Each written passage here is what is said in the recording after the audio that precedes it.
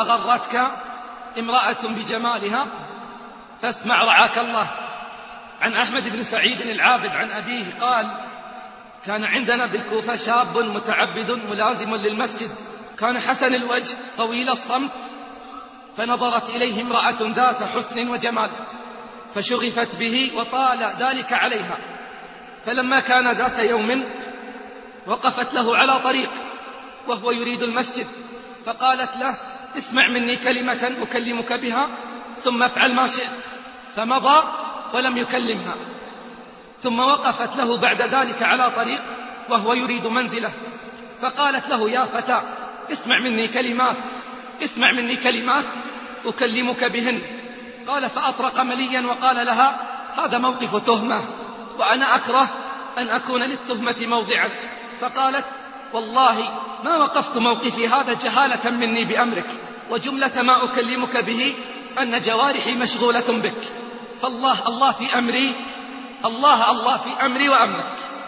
قال: فمضى الشاب إلى منزله فأراد أن يصلي فلم يستطع، أراد أن يصلي فلم يعقل الصلاة، فأخذ قرطاسا وكتب كتابا وخرج من منزله، فإذا بالمرأة واقفة في موضعها، فألقى إليها الكتاب ورجع إلى منزله. فكان في الكتاب: بسم الله الرحمن الرحيم، اعلمي أيتها المرأة إن الله تبارك وتعالى إذا عصاه العبد المسلم ستره، فإذا عاد العبد في المعصية ستره، فإذا لبس ملابسها أي أصر عليها غضب الله عز وجل لنفسه غضبة تضيق منها السماوات والأرض والجبال والشجر والدواب، فمن يطيق غضبه؟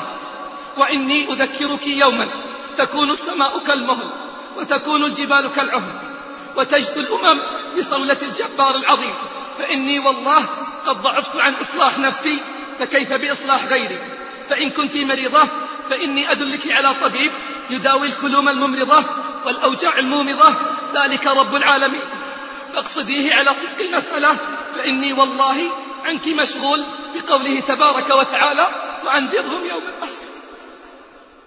فإني والله عنك مشغول بقوله تعالى: وأنذرهم يوم الآزفة إذ القلوب لدى الحناجر كاظمين ما للظالمين من حميم ولا شفيع يطاع يعلم خائنة الأعين وما تخفي الصدور.